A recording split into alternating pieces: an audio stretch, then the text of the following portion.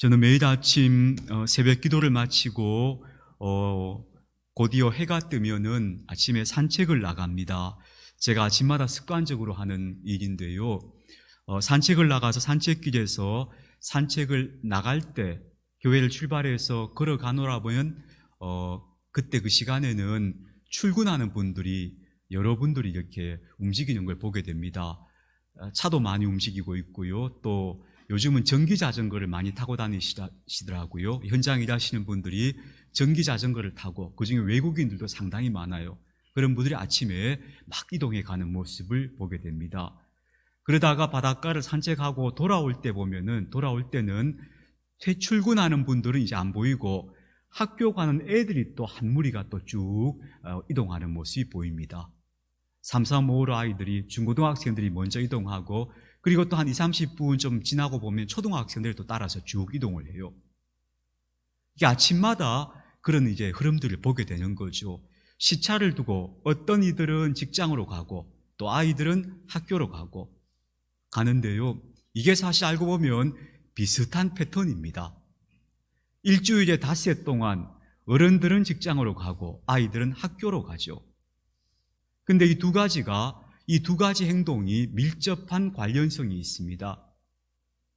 왜 아이들의 학교는 비슷한 출근 시간대에 아침마다 그 시간대에 아이들을 학교로 부를까? 왜 등교 시간은 그렇게 정해져 있고 왜 아이들은 일주일에 닷새를 꼬박꼬박 학교 나가서 수업을 받아야 할까? 그 이유는 근대 교육이 이 사회에 바람직한 일꾼을 길러내기 위해서 이 일꾼이 회사에 출근해서 하루 종일 일하는 사람들의 이 리듬을, 그 패턴을 어릴 때부터 습관으로 만들기 위해서 만들어진 겁니다. 그래서 어른들이 출근하는 시간에 아이들도 똑같이 학교로 등교하도록 하는 겁니다. 그리고 학교에서 수업 시간이 일정한 수업 시간을 견뎌야 하고 그리고 나면 휴식 시간을 주고 하는 이 모든 일련의 교육적 과정들이 우리 사회의 곳곳에서 필요한 일꾼을 말하자면 키우기 위해서 어릴 때부터 그런 습관을 형성시키는 작업이다. 그렇게 보면 맞습니다. 그래서 직장에 출근하는 것이나 학교 등교하는 것이 같은 패턴을 가지고 움직이는 것이다. 이제 그렇게 볼 수 있습니다. 그래서 하루하루 성실하게 비가 와도 학교를 가고 눈이 와도 학교를 가고 일어나서 학교 가기 싫은 날도 학교를 가야 합니다. 그게 훈련이 되어 있어야 어른이 되어서 일하기 싫은 날도 일하러 가는 거예요. 그래서 그 습관을 들이기 위해서 아이들에게 학교 가는 것을 훈련시키는 겁니다. 그게 이제 근대 교육의 목표 가운데 하나다. 그렇게 얘기할 수 있어요. 성실함을 습관으로 만드는 겁니다. 저는 이것이 바로 우리 신앙에도 매우 중요하다는 생각이 들어집니다. 습관이라는 게 뭡니까? 꾸준한 반복을 통해서 익혀지는 행동입니다.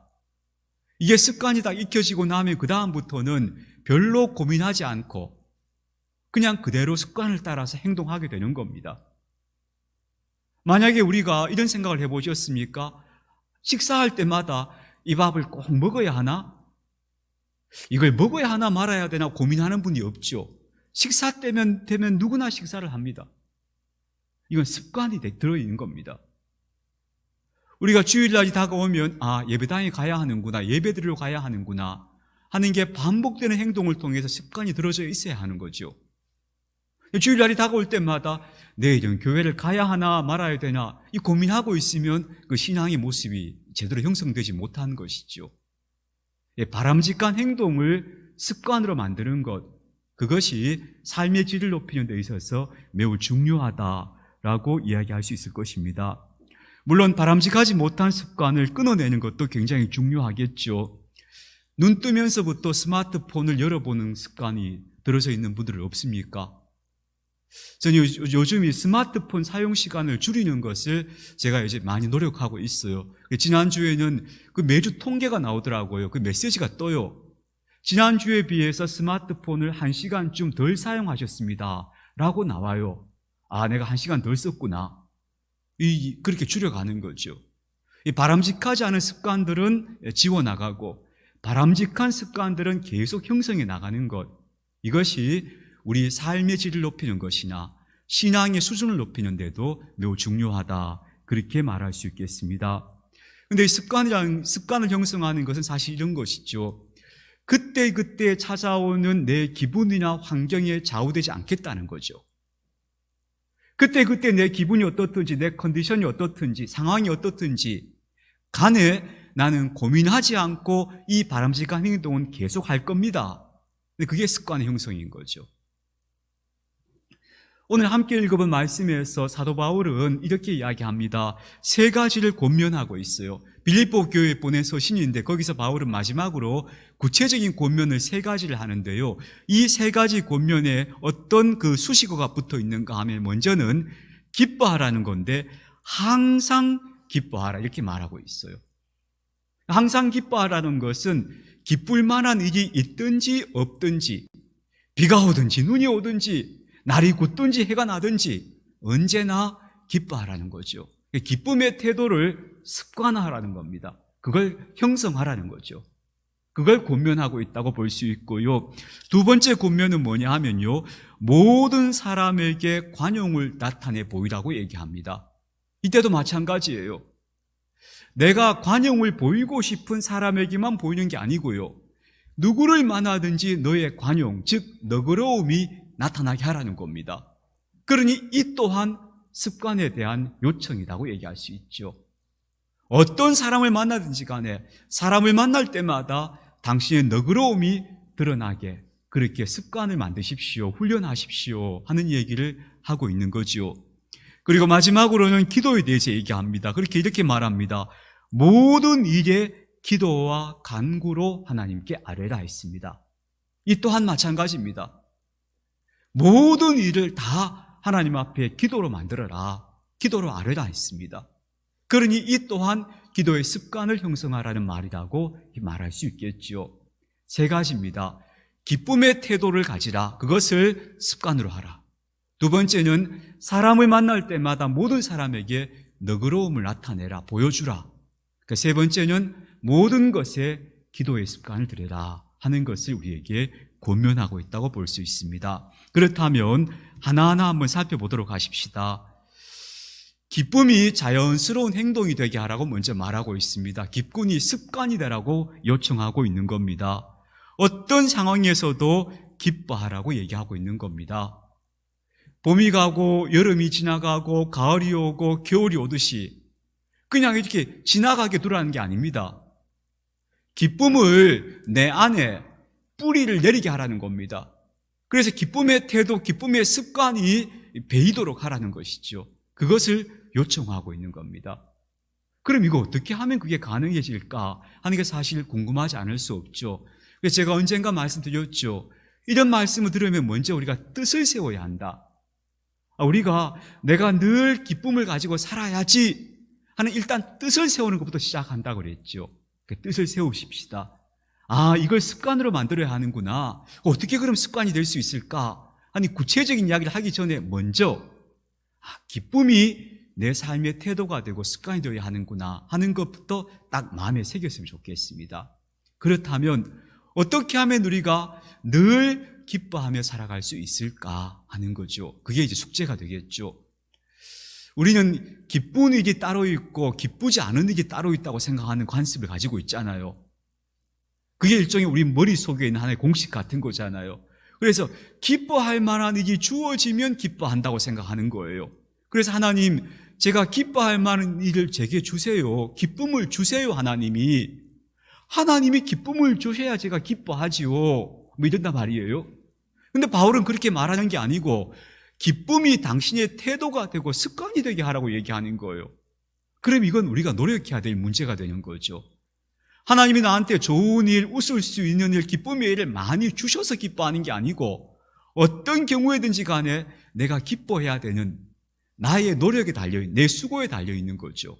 그게 어떤 건가 하는 걸 한번 생각해 보십시다. 저도 늘 이것이 고민이었는데요. 이런 영화를 한 편 보았습니다. 그 영화의 제목이 뭐냐 하면 일본 영화인데 퍼펙트 데이즈라는 영화예요. 이걸 한번 들어보세요. 퍼펙트 데이즈, 완벽한 날들, 그런 뜻이죠. 도대체 이 영화 주인공은 어떤 날들을 살고 있기 때문에 영화 제목이 퍼펙트 데이즈일까 하는 건데요. 주인공이 히라야마라고 하는 일본 한 중년 남성입니다. 이 남성은 직업이 도쿄의 공공시설에 청소하는 사람입니다. 청소부입니다. 특별히 이분이 맡은 분야는 화장실 청소입니다. 공중 화장실, 여러 사람들이 사용하는 화장실을 매일 청소하는 것이 이분의 업무입니다. 이분은 혼자 삽니다. 혼자 사는 중년 남성인데요. 이분의 매일의 삶이 그 영화에 아주 그 일상적인 삶이 비춰집니다. 무슨 특별한 사건이 있는 게 아니에요. 매일 그분이 살아가는 모습이 그 영화에 비춰지는데, 그분은 아침에 눈을 뜨면 일어나서 자기가 키우는 화분에 물을 줍니다. 그리고 자고 일어난 이부자리를 깨끗하게 정돈을 합니다. 그리고 씻습니다. 그리고는 꼭 준비를 해서 일터로 갑니다. 근데 집을 났을 때 반드시 하늘을 한번 쳐다봅니다. 오늘 하늘은 어떤 모습일까 하는 것을 의도적으로 하늘을 쳐다보는 겁니다. 그리고 나서 차를 타고 가기 전에 자판기에 가서 커피 하나를 뽑습니다. 자기가 좋아하는 커피 한 캔을 뽑아서 그걸 마시면서 차를 탑니다. 그리고는 낡은 카세트 테이프에 담겨져 있는 좋아하는 노래들을 듣습니다. 그 노래를 들으면서 캔 커피를 마시면서 출근을 합니다.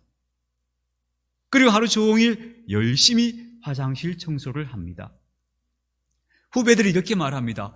왜 그렇게 화장실 청소를 열심히 하세요? 하는 말을 들을 정도로 청소를 깨끗하게 열심히 정성을 다해서 청소를 합니다. 그리고 점심시간이 되면 벤치에 앉아서 가져온 샌드위치를 먹습니다.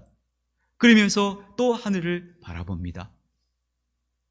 그렇게 하루 일과가 다 끝납니다. 그러면 저녁에 집으로 돌아오죠. 집에 와서는 자전거를 타고 단골 식당, 매일 저녁 식사를 하는 식당을 찾아갑니다. 그리고 그곳에 앉아서 매일 먹는 음식을 먹고, 그리고 가볍게 반주를 또 한잔하기도 합니다. 그리고는 잠들기 전에 다시 집으로 돌아옵니다. 돌아와서 잠이 드는데요. 잠들기 전에 작은 등을 켜놓고는 책을 읽습니다. 그리고 책을 읽다가 등을 끄고 잠이 듭니다. 이게 이분이 매일 살아가는 일상입니다.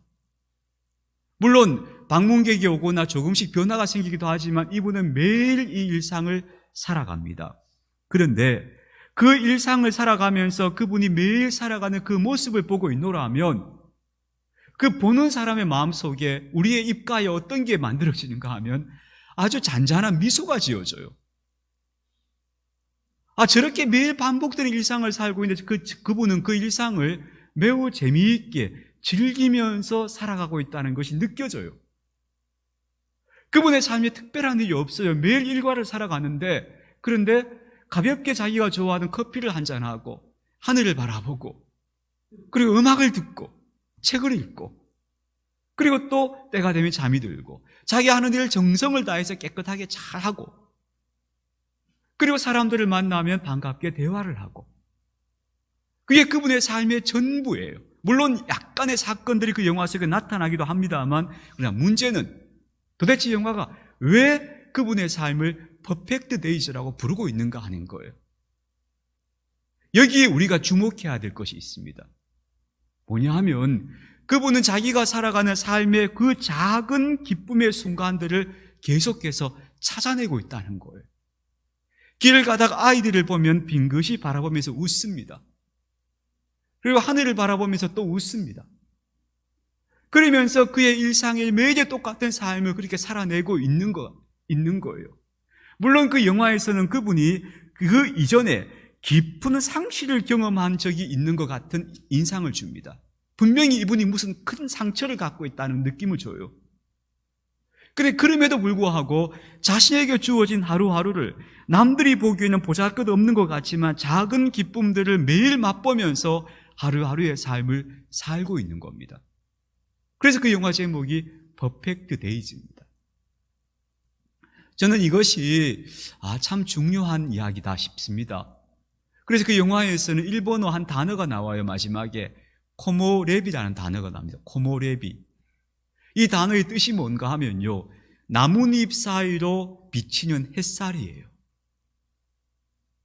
나뭇잎 사이, 나무 밑에서 하늘을 봐요. 그 나뭇잎 사이로 햇살이 따사롭게 눈부시게 비쳐드는 거예요. 그걸 코모렙이라고 불러요. 저는 이분의 삶이 그 한 단어로 설명되는 것 같아요. 매일 반복되는 똑같은 일상을, 남들이 보기에는 보잘것없는 삶을 살고 있는 것 같지만 그 나뭇잎 사이로 따사롭게 비춰드는 환한 햇빛을 보면서 웃음 짓고 즐거워하는 삶을 살고 있다는 거예요. 그래서 코모렙이라고 마지막에 그 단어가 딱 나와요.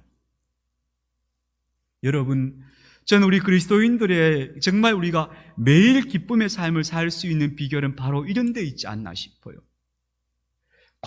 지나간 과거에 대한 후회를 떠나보내고 다가올 내일에 대한 염려를 내려놓고, 그리고 내가 살아가는 매일매일의 일상에 뿌리를 둔 기쁨, 일상에서 뿌리가 떠있는, 공중에 떠있는 기쁨이 아니고 내가 매일매일 살아가는 그 구체적인 일상 속에 뿌리를 내린 기쁨, 그런 작은 기쁨들을 계속 찾아내는 삶. 저는 이것이 바로 지난주에도 말씀드렸는데요, 삶에 대한 긍정이 아닌가 싶어요. 주어진 삶에 대한 참 긍정의 태도고, 하나님 앞에서 자신의 삶을 기쁘게 잘 살아내려고 하는 삶의 태도가 아닌가 싶어요. 이렇게 일상에 구체적으로 뿌리 내린 기쁨들을 찾아내자. 그러면서 늘 매 순간마다 그 하루하루를 살아가면서 하루하루 나는 기쁘게 살겠습니다, 주신 삶을 누리겠습니다 하는 마음으로 살아가는 것, 음미하며 살아가는 것, 이것이 바로 기쁨을 습관화하는 일이 아닐까 싶어요. 우리 한번 실천해 봤으면 좋겠어요. 내가 살아가는 매일매일의 삶 속에서 작은 것이라도 그 작은 기쁨의 순간들을 자꾸 찾아내는 거예요. 누리는 거예요. 그러면서 내 일상을 기쁨으로 살아내자, 일상에 뿌리 내린 기쁨을 찾아내자 하는 것, 그것이 바로 우리가 기쁨으로 살아가는 삶의 태도가 아닐까 싶습니다. 우리 그런 것들을 한번 습관으로 만들어 보면 좋겠습니다. 두 번째는요, 관용의 습관입니다. 사도 바울은 너그러움이, 관용이 우리의 습관이 되어야 한다, 모든 사람을 대할 때마다 그래야 한다고 얘기해요. 왜 그래야 할까요? 그러면 남들이 날 좋아하니까, 인기가 높아지니까 그런 걸까요? 아니에요. 관용은요, 곧 하나님의 성품이기도 하고 성경 전체가 주는 가장 중요한 메시지이기도 해요. 생각해 보세요. 아담과 하와가 하나님의 명을 어기고 먹지 말라는 열매 따먹었죠. 이 단지 열매 따먹은 게 문제가 아니고 피조물의 자리를 벗어나려 한 거예요. 자기가 주인 되는 자리에 서고자 했던 거죠. 이게 가장 심각한 죄라고 보는 거죠. 근데 그들이 죄를 지었을 때 하나님께서 그들이 스스로 벗은 것을 알고 나뭇잎을 따다가 자기 몸을 가렸다고 하잖아요. 근데 하나님께서 그들을 엄하게 질책하시면서도 마지막에 그들의 부끄러움을 짐승 가죽으로 가려주셨다, 이렇게 나와요. 그 부끄러움을, 스스로 나뭇잎으로 가린 부끄러움을 짐승의 가죽을 가지고 가죽옷을 지어서 그 부끄러움을 가려주셨다거든요. 그게 관용이에요. 부끄러움을 가려주는 거예요. 하나님의 구원의 드라마는 거기서부터 시작하는 거예요. 그리고 그 아들이었던 가인이 살해하고 살인자가 되어서 하나님 앞에 섰을 때 하나님이 가인을 따끔하게 나무라시지만, 그러나 그 가인에게 또 한 번 삶의 기회를 또 주셔요. 그게 관용이었던 거예요. 구약 성경 전체도 그런 역사죠.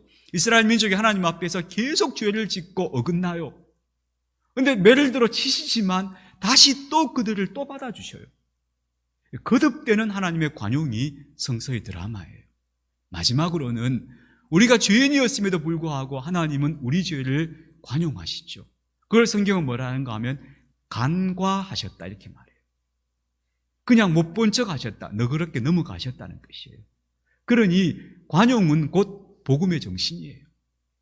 그래서 우리가 내가 하나님의 간과하심을 입은 사람, 하나님이 너그럽게 보아주신 은혜를 입었으니까 나도 타인에게 너그러워지고 그 허물을 넘어가주는 사람이 되리라 하는 것은 마땅히 그리스도인들이 가져야 할 태도인 거죠.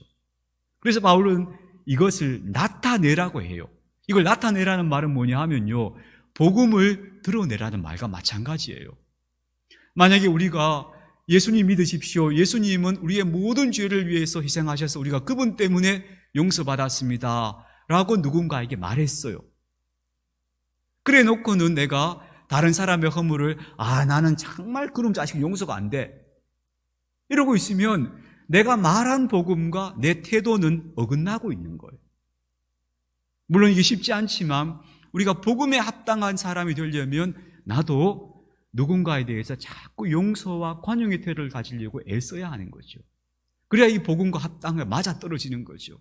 그래서 바울은 복음을 전하는 사람, 복음을 드러내는 사람은 마땅히 자신의 너그러움과 관용을 다른 사람들에게 나타내게 해야 된다고 말하는 거예요. 그래서 이것을 끝없이 자꾸 훈련하고 습관이 되게 하라 하는 것을 모든 사람에게라는 말은 그런 의미인 거죠. 저는 제가 청소년 카페에서 매일 아이들을 만나잖아요. 근데 어느 날 제가 이런 생각이 들었어요. 아이들 중에도 예쁜 아이들도 있고 미운 아이들도 있어요. 제가 보기에 그래요. 예쁜 애들도 있고 미운 애들도 있어요. 그래서 어느 날 나는 왜 어떤 애들은 예쁘고 어떤 애들은 미울까 이런 생각을 하다가 문득 이런 생각이 들었어요. 그전에는 쟤들은 저래서 예쁘고 얘는 저래서 미운가 봐 생각했던 것 같아요.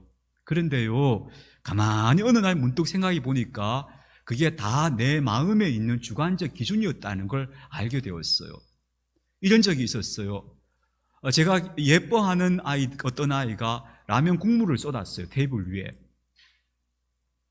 그럼 막 사고 친 거잖아요. 그럼 동네 주위 애들이 사고 쳤다 하고 목사님이 사고 쳤어요 이러잖아요. 그럼 이제 닦아라 하면 걔가 막 닦는다고 난리를 치지만 애들이 제대로 못 닦으니까 제가 걸레를 빨아와서 그걸 다 닦아내고 하려면 상당히 수고롭잖아요.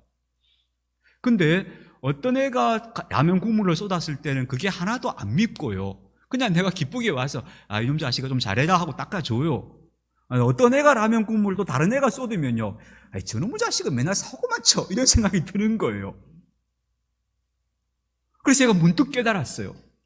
똑같이 라면 국물을 쏟았는데 하나애한테는 내가 관대하고 하나애한테는 덜 관대한 거예요.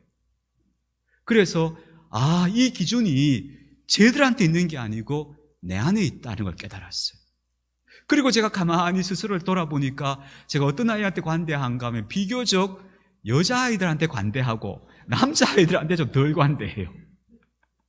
이게 제가 느껴지는 거예요. 여자아이들이 실수를 하면 제가 웬만하면 덮어주고 남자아이들이 실수하면 꼭 한마디를 해요. 이놈 자식아 한마디를 해요. 내가 그렇구나. 그리고요, 또 애들이 인사성이 밝고 좀 이런 애들한테는 제가 또 관대해요. 근데 들어오자마자 나가면서 인사도 안 하고 그냥 쌩 까는 애들 있잖아요. 이런 애들은 은근히 좀 내가 덜 관대한 거예요. 알았어요. 이게 내 안에 있다는, 이 기준이, 그 선이 내 안에 있다는 걸 알았어요. 내가 구별하고 있다. 내가 이래서 이게 습관이 안 돼 있는 거죠, 관대함이. 걔가 인사를 나한테 하든지 안 하든지, 그놈이 시커먼 모습이든지, 예쁜 여학생이든지 관계없이 누구한테라도 너그러워야 그게 습관이 된 거잖아요. 내 안에 습관이 된 거잖아요. 이게 습관이 안 돼 있구나, 이게 태도가 안 돼 있구나 하는 것을 제가 느끼는 거죠. 그래서 정말 이 관대함을 계속 훈련해야겠다 하는 것을 저도 숙제로 느끼고 있어요. 관대한 표현이 그게 제일 우리가 쉽게 할 수 있는 말이 뭐예요? 괜찮다는 말이죠. 막 엎지르고 의지려도 괜찮다, 됐다 이렇게 말해주는 거, 이거 상당히 노력이 필요하더라고요. 이 습관을 들여야겠다, 저도 애쓰고 있는 겁니다. 어쨌든 이것이 우리의 태도가 되고 습관이 되게 하자 하는 것이죠. 세 번째입니다. 사도 바울은 이렇게 말합니다. 모든 일에 기도와 간구로 하나님께 아뢰라 그래요. 그러면서 또 덧붙이죠. 감사함으로 너희 모든 염려를 하나님께 아뢰라 그래요. 이 감사함으로라는 것은 이런 뜻일 거예요. 하나님께서 들어주실 거야, 기대하는 마음으로. 그래, 나라 하여금 감사하게 하실 거야, 기대하는 마음으로 하나님 앞에 모든 일을 기도와 간구로 만들어 아뢰라, 그렇게 말하는 거죠. 다시 말하면 모든 일을, 모든 것을 하나님 앞에 맡기라는 거죠. 특별히 염려라는 말이 있잖아요. 염려하지 말고 있잖아요. 그러니까 내가 염려하지 말고 하나님 앞에 자꾸 맡기는 것을 훈련해서 반복해서 습관이 되게 하라는 거예요. 이걸 습관되게 하는 게 참 중요한 것 같아요. 이런 거겠죠. 뭔가 염려거리가 생기면 그 염려거리를 그때그때마다 하나님, 제가 하나님께 맡겨드리겠습니다. 하나님 받아주십시오. 하고 자꾸 기도하라는 거예요. 그래서 그 염려를 하나님께 맡기는 것을 습관으로 삼으라 하는 것이죠. 우리는 어떤 염려거리가 생기면 저도 마찬가지였는데요. 참 하나님을 믿는다 해놓고도 그 염려, 그 근심의 문제를 내가 막 다 끌어안고 있는 경우가 되게 많았잖아요. 그래 놓고는 내가 기도해야지 하고는 또 하나님 제가 맡기겠습니다 하고 돌아서 가지고는 또 끌어안고 있고, 돌아서 가지고는 또 끌어안고 있고. 그래 처음에는 염려가 작기 시작했다가 나중에는 막 눈덩이처럼 불어가지고 그 염려에 질식되는 경우도 있지 않았습니까? 저는 제가 그런 적이 있었거든요. 작게 시작한 염려가 그게 어떤 느낌으로 다가오는가 하면 내 삶의 모든 안전한 지대가 다 붕괴되고 있는 것 같은 느낌으로 다가오기 시작하는 거예요. 점점 커져서. 나중에는 그 염려와 불안이 감당이 안 되는 거예요. 막 어떻게 할 수가 없는 거예요. 숨 쉴 때마다 염려의 독가스 같은 게 가슴 속으로 막 밀려드는 것 같고, 머릿속에서 잠시도 안 떠나가고, 그래서 어떤 느낌이 드는가 하면, 사람이 이러다 미치는구나, 이러다 정신이 나가는구나 하는 생각이 들 정도로 막 시달려본 경험 여러분 없으시겠죠? 저는 있었거든요. 엄청나게 시달려봤어요. 그때 방법이 없어요. 숨도 잘 안 쉬어지는데 방법이 없어요. 방법이라고는 그저 내가 아는 방법이 이거죠. 하나님께 맡깁니다. 하나님 손에 맡깁니다. 하나님 손에 맡깁니다. 근데 맡긴다 해놓고 돌아서면 또 그 자리에 와 있고, 또 그 자리에 와 있고. 그런데 그럼에도 불구하고 방법이 없으니까 나는 살아야겠는데 이러고 있으면 죽겠어. 그래서 계속 하나님께 맡깁니다. 하나님께 맡깁니다. 순간마다, 매 순간마다 계속 그 말을 또 하고 또 하는 거예요. 그러다가 그런 시간이 한참을 지나가고 나서 어느 날 그게 뚝 끊어지는 느낌이 들었어요. 다시 말하면 맡겨졌구나 하는 생각이 들어지는 거예요. 더 이상 그것이 내게 돌아오지 않는 날을 경험하게 된 거예요.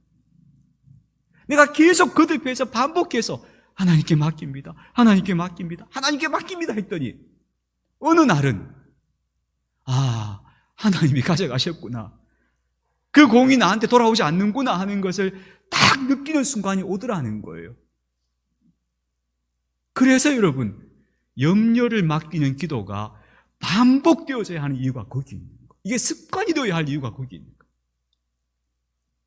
그래서 그 후로부터는 좀 마음에 염려거리가 생기면 즉시 하나님께 맡깁니다 하고 싹이 곧 자라나기 전에 딱 뽑아버리는, 이걸 자꾸 이제 연습하고 있는 거죠.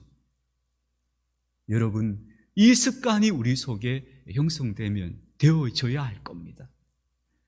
아니면 우리가 이 인생 살면서 염려와 불안의 짐을 해소할 방법이 없잖아요. 하나님 제가 맡깁니다. 맡깁니다. 맡깁니다. 계속 반복하는 거예요. 거듭하는 거예요. 그러다 보면 어느 순간 드디어 하나님이 가져가셨구나 하고 탁 내려놓아지는 순간이 온다 하는 것. 그걸 오늘 좀 여러분이 기억해 주시면 좋겠습니다. 그래서 저는 이렇게 생각해요. 염려와 불안을 내가 하나님께 맡깁니다 했다고 하루아침에 해결되지 않는다. 근데 문제는 큰 무더기가 있어요. 그걸 내가 매일 조금씩 드러내는 거다. 매일 줄여가는 거예요. 그러다 보면 어느 순간에 다 치워졌구나 하는 날이 오더라 하는 것. 그래서 그것이 우리에게 반복되는 행동이 되어야 하겠다 하는 말씀인 거죠. 자, 그래서 오늘 7절에서 마무리가 이렇게 됩니다.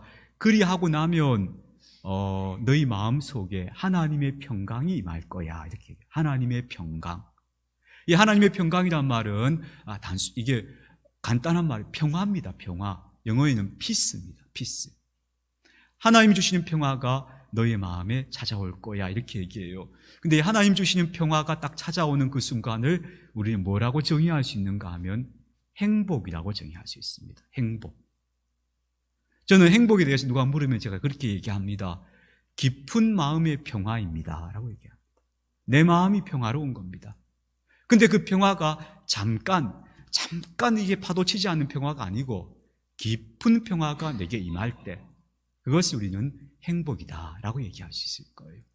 그래서 오늘 바울의 이 세 가지 당부는 우리로 하여금 행복에 이르게 하는 길이다라고 얘기할 수 있어요. 이 마음의 평화, 깊은 행복감에 이르게 하는 길이 이 세 가지라고 바울에게 권면하고 있다고 말할 수 있습니다. 첫째로 매일 기뻐하십시오. 기뻐할 것이 있는지 없는지 보기보다 당신의 일상 속에서 매일 살아가는 삶의 작은 것들 속에서 기쁨을 찾으십시오. 그래서 매 순간순간 살아있는 것이 참 감사하고 고마운 일이다 하면서 그 작은 기쁨들을 누리며 살아가십시오. 그것이 매일 항상 기뻐할 수 있는 비결이 될 겁니다. 두 번째, 너그러워지십시오. 무슨 일이든지 타인에게는 말할 것도 없고 자기 자신에게도 좀 너그러워지십시오. 자기가 한 실수에 대해서도 좀 너그럽게 넘어가십시오. 그러니까 다음에 잘하자, 다음에 더 잘하자 이렇게 넘어가십시오. 그 너그러움을 자꾸 여러분의 태도가 되도록 훈련하시기 바랍니다. 세 번째로 모든 염려를 하나님 앞에 자꾸 기도가 되어서 올려드리십시오. 제가 하나님께 맡기겠습니다. 하나님 제가 이거 좀 걱정스러운데 이거 맡기겠습니다라고 그때마다 자꾸 기도하시기 바랍니다. 염려의 짐을 내가 끌어안고 이거 내가 해결 안 하면 아무도 해결하지 않아. 어떻게 하면 좋지? 어떻게 하면 좋을까? 그게 아니고요. 하나님이 아시니까 하나님께 맡길게요. 그때마다 염려의 짐이 커지기 전에 자꾸 맡기십시오. 이 세 가지가 우리 안에서 만약에 반복되는 훈련 속에서 우리의 습관이 된다면 우리 안에도 떠나가지 않는 하나님의 평화가 임할 것입니다. 그게 바로 행복감입니다. 행복하다, 참 좋다 하는 자리에 이르게 될 것입니다. 그래서 이 내적 평화에 이르는 세 가지를 꾸준히 반복해서 훈련해 나가는 그런 저와 여러분들이 되었으면 좋겠습니다.